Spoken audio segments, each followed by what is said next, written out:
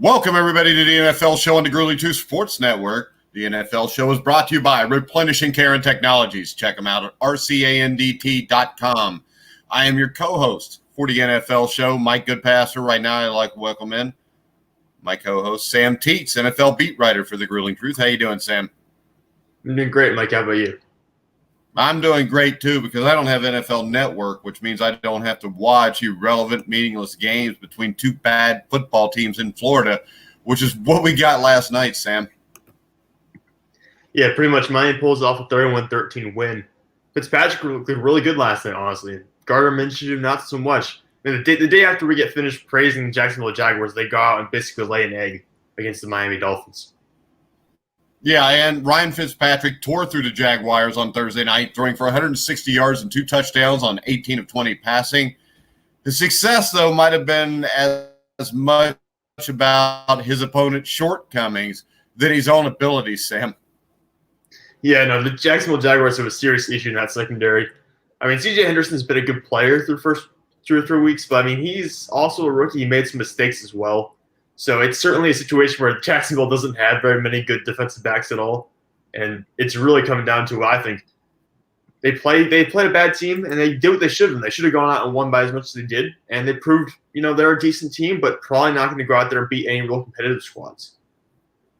All right, I've talked about this game enough. This is Friday, so now we are going to pick all the games for this upcoming Week 3, Sam.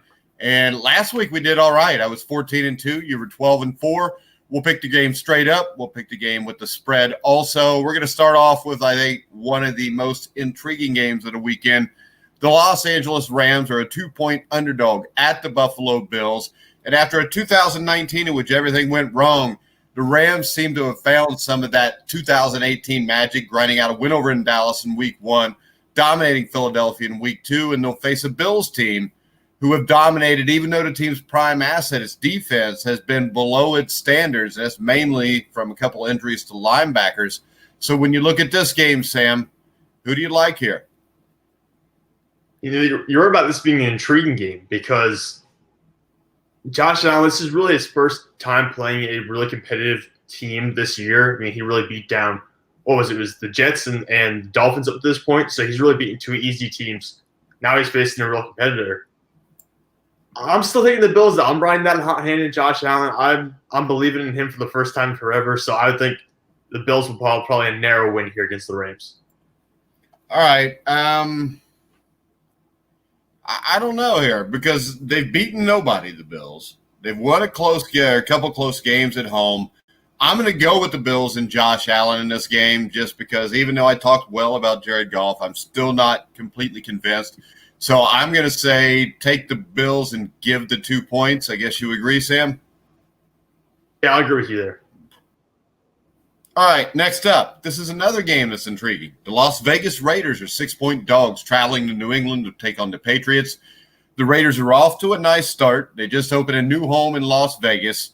And, you got Cam Newton, you got New England. I mean, this is a game where I think there are a lot of questions. And I think the winner of this game is really going to become a big-time playoff contender before all's said and done, Sam. The Raiders win this game. I mean, they beat Drew Brees and the New Orleans Saints last week, and they come out and they beat a competitive New England team coached by Bill Belichick, run by Cam Newton, is looking phenomenal. That would really elevate their status. But I'm not betting against Bill Belichick. I'm not betting against Cam Newton because I think they performed well against the Seattle Seahawks team that's far superior to the Raiders team, even though I know you really like them. I think I'm taking the Patriots. I think they're going to cover the spread. All right, I'm going to do this. I'm going to take the Patriots, but I'm going to take the Raiders in the points. 6 points is a lot. I think Josh Jacobs is really good. I really am leaning. I would really love to pick the Raiders here. And I could see them winning the game. I mean, New England's defense has shown some effects from an off-season spent shedding players. And damn. I'm going to go with the Raiders. I think the Raiders win this game, Sam. I'm going to take the Raiders and the points. I think the Raiders win straight up, but I definitely like the Raiders with a touchdown, which is 6 points. So I'm going to go with the Raiders. My biggest concern is the Raiders' defense to some degree. I think the Patriots could go out and score 35 points on them. They could they scored as many on Seattle as they did. I think Seattle has a more talented defense than the Raiders. So my concern is that I think the Patriots have put too many points for Derek Carr to match. Well, my concern, if I'm picking what you pick, is this. I don't see where the Patriots' defense looks that great. They did just give up 35. I know it was the Russell Wilson. They held Miami to 11, but it's Miami. We've already stated that they're irrelevant. So I think this could be a high-scoring game. And I think the difference here is I think Josh Jacobs will control this game on the ground. I think Derek Carr, as crazy as it seems, I think Derek Carr is a really underrated quarterback. I think the Raiders pull the upset here. Next up, another intriguing game. A lot of intriguing games. The Green Bay Packers at the New Orleans Saints. Saints are favored by 3. And I think between how pedestrian the Saints looked on Monday night and how great the Packers have played in both of their games, the Saints being favored, even at home, is one of the more surprising decisions of the week by odds makers. Not like you're going to have a huge throng in New Orleans, chanting "Who dat?" And this could be a matter of the New Orleans defense being the stiffest test that quarterback Aaron Rodgers and running back Aaron Jones and the Packers have faced. It might be a belief that Drew Brees and Alvin Kamara are capable of more than they've shown, or it might just be a holder and belief that you have to respect the Saints at home. Packers are getting 3 points here, Sam. What do you think? I'm taking the Packers to win this game. So obviously, Aaron Rodgers, to me, would perform better than Derek Carr this past week. They have Aaron Jones. He's not Josh Jacobs, but he's still a good running back. They don't have Darren Waller tight end, but they got Devontae Adams. I think there's enough here for the Packers offense to go out there and make plays. And honestly, I think the Packers defense is much better than the Raiders defense. I think Drew Brees will face an even greater challenge tonight or on Sunday than he did against the Raiders. Is Michael Thomas playing? I do not believe so. I haven't heard any official word yet, but I think he was saying he was going to miss a couple of weeks, so I would assume he would miss this week as well. All right, so this is the lock of the week then. The Packers win this game. I think they win it by a touchdown or more. I think with no Michael Thomas, I don't think the Saints have a chance to beat the Packers. I think the Packers are the better team. I think the Packers are better than what I believe they were coming into the season. And I think Green Bay gets the win here. And I think all of a sudden New Orleans is 1-2. And there's a lot of questions that need to be answered down in the Bayou. And that brings us to another intriguing game. And I mean, really, we got some great matchups. I mean, the Monday night matchup we won't talk about till Monday during the day. But you've got the Packers Saints, you got the Chiefs Ravens, and now we got another one, the Dallas Cowboys at the Seattle Seahawks. Seattle's favored by 4.5 points, and I think it would be much easier to feel good about the Cowboys if it didn't take a huge comeback victory to beat Atlanta last week as they fell behind 29-10. And there is clearly something wrong with Dallas's defense. I know it's injuries, and I know that I think there's some questions at the defensive coordinator. They face Russell Wilson and the Seahawks in Seattle. And I think this is not a good time for Dallas to work through some issues. I think Seattle wins the game straight up, and I would give the 4.5 points and take the Seahawks also. I think the Seahawks are going to win as well, but I think it's going to be a closer game than you're anticipating. The Dallas Cowboys, for some reason, last time I saw them play Seattle, they gave the Seahawks a lot of trouble. It's been a little while since then. But Dallas is a team that will give a team like Seattle trouble just because I think they can offensively keep pace. I think Dak Prescott has the ability and they have the receiving options to compete with the Seattle Seahawks and maybe have some mismatches against Seattle's defense. So I'm taking the Seahawks, but I'm taking Dallas for points. All right. I don't think it's a blowout. I think it's like 37-30. So don't put words in my mouth, Sam. All right. Next up, the Houston Texans at the Pittsburgh Steelers. The Steelers are favored by 3.5. Now, the Texans have opened 0-2, but those two losses were Kansas City and Baltimore. And, when I look at this, I think you got to take that into effect a little bit. But the big issue here is they can't stop the run. They've given up almost an average of 198 yards per game. I don't see Houston being able to score enough points here in Pittsburgh. I would take the Steelers, and I would give the 3.5 points, Sam. Yeah, I'm going to be right there with you. I'm taking Pittsburgh and giving Pittsburgh the points as well because the Steelers, even if Big Ben turns the ball over, which I guarantee he almost does it every game, so I would guarantee there'll be a turnover here. But I think Pittsburgh has a running back go out pretty much every other week. They don't really know who it's going to be. It's always someone, whether it's James Conner or Benny Snell. And Pittsburgh's pass rush, the Houston Texans can't block Deshaun. They can't save Deshaun Watson whatsoever. The only good player on the offensive line is Larry Tunsil. Pittsburgh has the second best pass rush in the NFL right now behind Washington. So I think it's going to be a massacre for Deshaun Watson. I think Pittsburgh's going to win fairly easily. Yeah, and this looks like a game to me that's a lock at 3.5 points. I would bet this all day.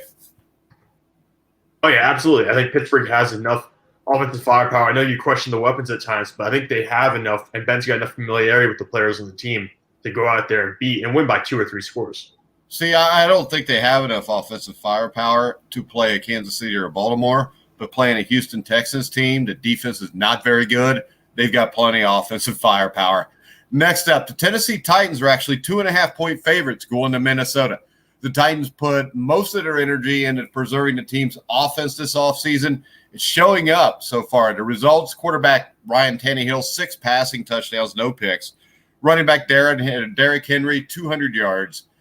They're basically doing their thing, and the team's defense keeps things so close, because the defense has not played great so far. When you look at the Vikings, I still think the Vikings are going to be the biggest disappointment in the NFL this year. I said it before the season started. Mike Zimmer's getting fired. He's still getting fired, and I think they're going to be 0-3. I think Tennessee plays Minnesota. I think they beat Minnesota in Minnesota. I'm going with the Titans, and I'll give the 2.5 points.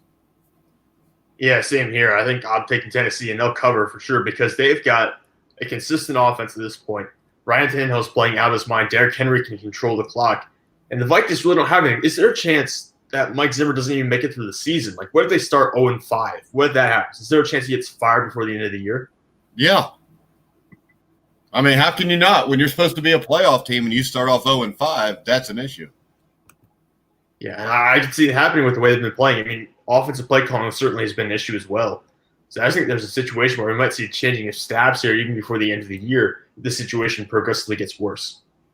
All right, next up, we got the Detroit Lions at the Arizona Cardinals. This, to me, is kind of a trap game because when you look at this, you got the Cardinals who are red hot. They're 2-0. Their next 3 games against the Lions, Panthers, and Jets.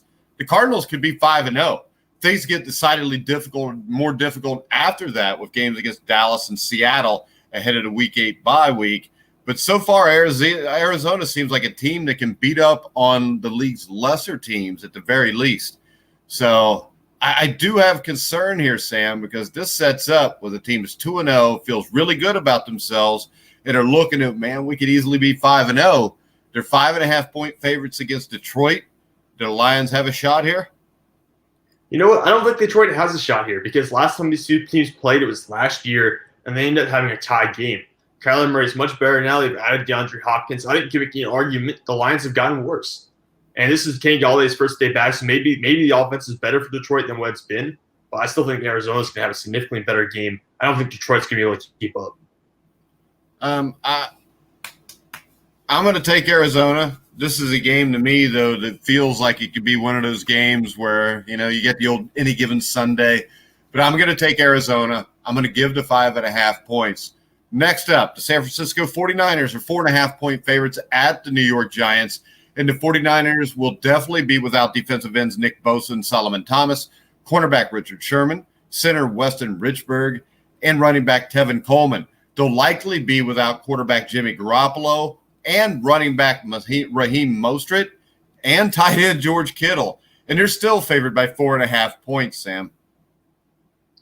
Yeah, you know what? I would take that any day just because if it was any team other than a New York team like the Jets or Giants, I think you would have to look at a serious upset potential there. But, I mean, it's the Giants. They've been horrible. They don't have Saquon Barkley, their best offensive weapon. And, frankly, I have no faith in Daniel Jones at this point. So I would take the 49ers even though it's not going to be a clean win, not going to be an easy win probably. I'd still take the San Francisco team. All right, I think Daniel Jones is going to have a big game. I don't think the Niners will keep up offensively if Garoppolo doesn't play. I'm going to take the Giants in the upset, and I want the 4.5 points with it too, just to be safe. All right, Mike. This is the one you're going to be wrong, Mike. This is the one that's going to give me a little bit of an edge this week. I'm going to catch back up with the record now. Sure you will. Next up, the Carolina Panthers will travel to Los Angeles to play the Chargers. The Chargers are favored by 6.5. Now, no Tyrod Taylor this week because there's bad doctoring going on in L.A. Justin Herbert, who played well with a few hiccups, which a rookie will start this game. And when I look at this, Carolina, you've got no Christian McCaffrey, and the Panthers are getting 6.5 points here. That's a lot of points. So I think a lot of this is, what do you believe about Justin Herbert? My other thing is this. I'm going to take the Chargers and I'm going to give the points because I still think even without Derwin James, the Chargers defense is very good. And with no Christian McCaffrey, I don't see how the Panthers are going to score points. You know what? I think the Panthers are going to be able to keep up just because they did it a little bit last week. They did it against Tampa Bay to some extent. I know I think they had McCaffrey were part of that game. But I think the Carolina Panthers are going to be able to keep up. They're going to be able to keep pace here for at least a little while. You know what? I think they're going to cover. I think Carolina Panthers are going to be able to keep this game fairly close. I still think the Chargers are going to win, but I think the Panthers are going to be much closer than people anticipate. All right, next up, the Tampa Bay Buccaneers will travel to Denver to play the Broncos. The Buccaneers are favored by 6 on the road, and this is a huge game for Tom Brady. The Buccaneers are 1-1. I hate to say it's a must-win, but Tom Brady needs a win here, and he needs to play better than he has the first 2 weeks. And with Drew Lock out, Cortland Sutton out for the Broncos, I think Leonard Fournette will get in a rhythm, have a big game, and I like the Bucs to cover the 6-point spread on the road. Yeah, I think they'll cover substantially. I think they'll go out there. I think they'll win by 14 points. They really should, at the very least, win by 14 points. Considering how banged up Denver is on both offense and defense, there's no reason why they shouldn't go out there and dominate this game. All right, next up, the New York Jets will travel to Indianapolis to face the Colts. The Colts are favored by 10.5. A lot of points in an NFL game, Sam. But last week, as 49er players drop like flies, the Jets never made things close. They were basically playing against backups to backups. This was like taking your varsity football team to play a junior high team, and you're getting your ass kicked. And the only junior high team here, though, of course, are the Jets. And the Jets don't stop the run. I think this will be a huge day for Jonathan Taylor. I almost never give 10.5 points in an NFL game, but I will gladly give it in this one, and I'll take the Colts. Yeah, because they're going to control the game clock. And honestly, they came out earlier today that the Jets are going to be without Jamison Crowder, who's been their top receiver. They're going to be out with Rashard. They're not going to be without Rashard Perryman. He was their top receiver for them. They don't have Le'Veon Bell as well. So they're missing most of their best offensive weapons. That offensive line has not been worth anything so far this year. George Fant, who's the backup tackle, he's not playing either. So, yeah, I would give this to the Colts. It's going to be a significant win for them. And Philip Rivers, if you're going to have a game, this is the game where you come out and actually play well. All right, next up, Chicago Bears at 2-0 will travel to Atlanta, who are 0-2. I think the fact that the Falcons are favored by 3.5 will tell you what people think of Mitch Trubisky. And I think the Falcons came into the season believing some additions to the team's offense could put them back on the playoff map. Through 2 weeks, though, their defense has stopped that by allowing almost 1,000 total yards and 78 points. Now, I think Matt Ryan has enough options at his disposal that he absolutely should be able to outduel Mitchell Trubisky here. But this game, I think, is largely a toss-up based on Atlanta's defense, Sam. Who do you like here? I really do like the Falcons. I just think they can outgun Chicago. I mean, the Bears have a much better defense. Don't get me wrong. The defense there is pretty good, and it's trending in the right direction. They're getting some players back and they're getting some players healthy at this point. But, I mean, the Falcons have so many weapons. Julio Jones is questionable. That's the one thing I'll keep my eye on. But even with him out, Calvin Ridley, Hayden Hurst, Russell Gage, you got some good weapons there anyways. I think the Falcons are going to score 35-plus points, even against Chicago's defense. The Bears will never keep up. I like the Falcons also. I don't think Trubisky can keep up either. Next up, the Cincinnati Bengals at the Philadelphia Eagles. Philly is favored by 6. He may not have a win yet, but Joe Burrow of the Bengals is impressing a lot of people. The top pick in this year's NFL draft had an exciting touchdown run in week 1, threw for over 300 yards in week 2. Week 3 against the Eagles seems like an excellent opportunity for him to get his first career win, though his chances swing heavily on the health of Philadelphia's offensive line, Sam. Yeah, you're going to be without Geno Atkins again. He's not playing. They already announced it right before the show. So I think that's going to have an impact there for what you guys are going to be able to accomplish against the Eagles. I bet with the Bengals the first 2 weeks, and it's burned me both times. I'm going to bet with Philly. I think Philadelphia maybe starts to turn their season around against Joe Burrow. I think Burrow will still have a big game, don't get me wrong. He's not going to play poorly. But I think Philadelphia will have a more complete team and finally start realizing their potential. I will do this. I will take the Eagles to win straight up. I would take the Bengals into 6 points because I don't know that the Eagles are good enough to blow anybody out. And 6 points is a big spread. I think Joe Burrow keeps them in the game. I think the difference in this game is going to be Fred Johnson, the Bengals guard, against Fletcher Cox, I think Fletcher Cox will own his ass. And the fact that Bobby Hart's terrible, Joe Burrow will run for his life. He'll get hit a lot, but he'll throw for 300 yards and 3 touchdowns. But I think the Eagles win this game, something like 27-24. Next up, this one's interesting to me. You've got the Washington football team at the Cleveland Browns. Now, the Browns have had injury issues on the offensive line, and Washington has maybe the best defensive line in football. So I'm telling you that I'm going to take the Washington football team into 7 points. I'm going to take the Browns to win the game, but I want the Washington football team in the points. You know what? I'm going to take the Washington to actually go out there and win the game. Baker Mayfield is awful under pressure. And I think Washington's capable of putting the best pressure in the league right now, even better than the Pittsburgh Steelers at this point. They're leading the league in sacks. I don't trust Cleveland's offensive line. It really hasn't performed well in any individual game at this point. Even with the running game, I think Washington has the talent and the ability to knock out that running game, contain Nick Chubb and Kareem Hunt, and then Baker Mayfield will make his own mistakes at that point. He'll turn the ball over 2 or 3 times this game, and I think Washington pulls off the win. Well, see, I think your issue there is that Washington's still got to score points. And I think Cleveland, with the backfield they got and the weapons they have, they're going to score some points. So the question to me, the reason I'm going to pick Washington with the points is the fact that I think Cleveland's going to put up 20 to 24 points. I don't see how Washington could score enough points to beat them. You're right. I think Washington could score, maybe peak out around 17, 20 points. But I think their defense actually matches up fairly well. I think defense could hold Cleveland to, honestly, to 14 points. Because when Baker Mayfield's off, he is really off. And I think this is a game where if you hit him and sack him 5 or 6 times, you could really make him – you could throw 3 interceptions. He really could. He's that kind of player with that kind of streakiness. So I think we'll see a situation where Baker Mayfield just plays Cleveland out of the game. All right, Sam. Right now, the Ravens and Chiefs will play on Monday Night Football. Do you think that the Ravens and Chiefs are the 2 best teams in the NFL right now? In the NFL? Yeah, I would say if I had to say so, yeah. But if you ask me to put Baltimore in a playoff matchup with Green Bay, I might take Green Bay because of Aaron Rodgers. Really? Yeah, really. I still have major concerns when it comes. I mean, I think Green Bay could beat Baltimore. Yeah, that's what I'm saying. I think Baltimore could beat Green Bay. But what I'm saying is this. The thing that sticks in my mind when you say Green Bay could beat Baltimore is just Green Bay's run defense against San Francisco last year. Yeah. Yeah, and the best thing for Aaron Rodgers is to keep him off the field. And you can keep him off the field by just running the ball down their throats.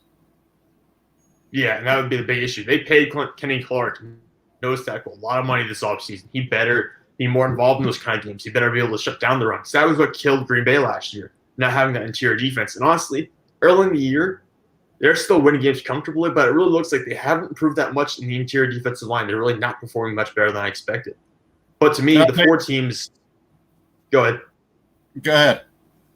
I was going to say the 4 teams in total that I would be the most concerned about right now would be Baltimore, Kansas City, Seattle because Russell Wilson mostly, even though that defense is up and down, Green Bay, and the one team that's kind of lurking in the background that I'm keeping an eye on is Buffalo. Yeah, I would agree there. I would also I would put Tennessee in there. Yeah. Wait, talk Ryan Tannehill. I mean, Ryan Tannehill, if he keeps playing this level, him and Josh Allen are really playing almost perfect at this point. You've got Derrick Henry. I mean, it's a game-changing formula there. Yeah, and I think the Rams are an interesting team. I think the Saints are about to drop off the map, to tell you the truth. And really, the Raiders, I'm telling you, if the Raiders go to New England and win, I think you got to start to take the Raiders seriously. Yeah, I mean, I've criticized the defense before for the Raiders, but on all honesty, they have a lot of young players there.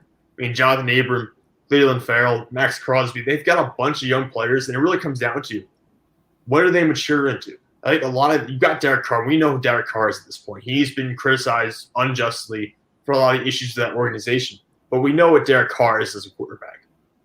I think we're still waiting on to see how high Josh Jacobs can go and just how good that defense can become. I'm just looking at these NFL power rankings from the NFL.com. They got the Bengals at number 27, so that's not too bad. That means there's 5 teams worse. Who's lower? Carolina Panthers, Detroit Lions, Miami Dolphins, New York Giants, New York Jets. I mean, that makes sense. The only team I think that could probably crawl out of that hole, it might be Miami. Miami could win 5 or 6 games they put together down the stretch. But I think the Jets and Giants are both dead in the water. The New York teams are terrible. Yeah, I think the NFL is going to be really top-heavy this year. And another game we talked about was Philadelphia and Cincinnati. I mean, Philadelphia, if they start off 0-3, even though I know that Doug Peterson's thrown some stuff together and pulled some things out, I think at 0-3, Philadelphia is in deep doo-doo. If you start 0-3, you're basically relying on Seattle to beat Dallas and keep them at 1-2. So I think you can keep up with Washington. Even if Washington advances to 2-1, I think you can close that gap and get back to them.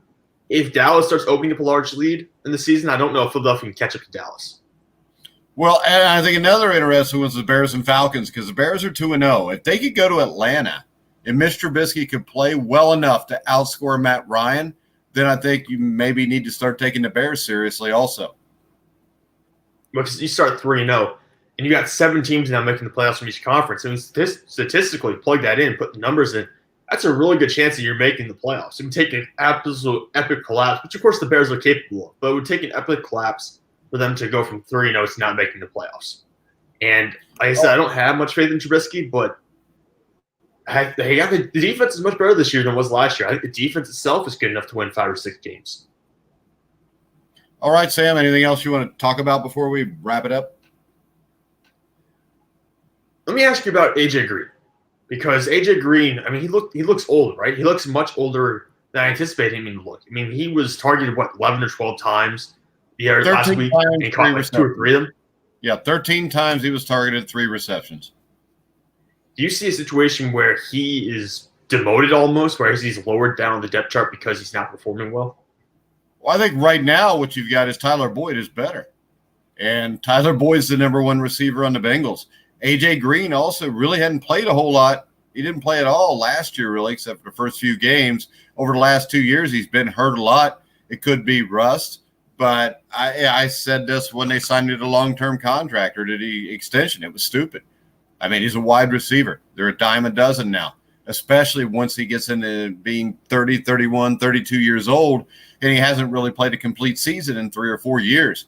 So I think the Bengals screwed up big time there, but that's what the Bengals do. Because that money, you take the money you gave to Bobby Hart and the money that you gave to A.J. Green, you could have signed probably the 2 best offensive linemen in free agency. Instead, they chose to go with Bobby Hart, who's pathetic, and A.J. Green, who, if he is not on the downside of the hill, as Joe Kelly said last night on our Bengals Weekly show, he is definitely plateaued. It's not going to get better. So I just think that you may see more productivity. If you don't see it in the next 2 or 3 weeks, then I think you definitely have an issue where he is on the downside of the hill. When do you think T. Higgins is going to get more involved? Because I know I've seen him on the field for He was limited more involved snaps. last week, and I think he's going to continue to become more and more involved, especially if A.J. Green doesn't. The other Bengal problem is Auden Tate, who's a guy who looks like a physical freak. When he plays in games, he makes plays, but for some reason, Zach Taylor doesn't play him. So you'll play John Ross, but you're playing John Ross because Mike Brown's telling you he was a first-round pick. We spent a lot of money on him playing when John Ross has pretty much played himself out of a job, I think. Yeah, this is last year. I forget how many years ago he was taken. Yeah, this is the 4th year. They did not pick up the option for the 5th year, which tells you everything you need to know about John Ross. He's not going to be here much longer.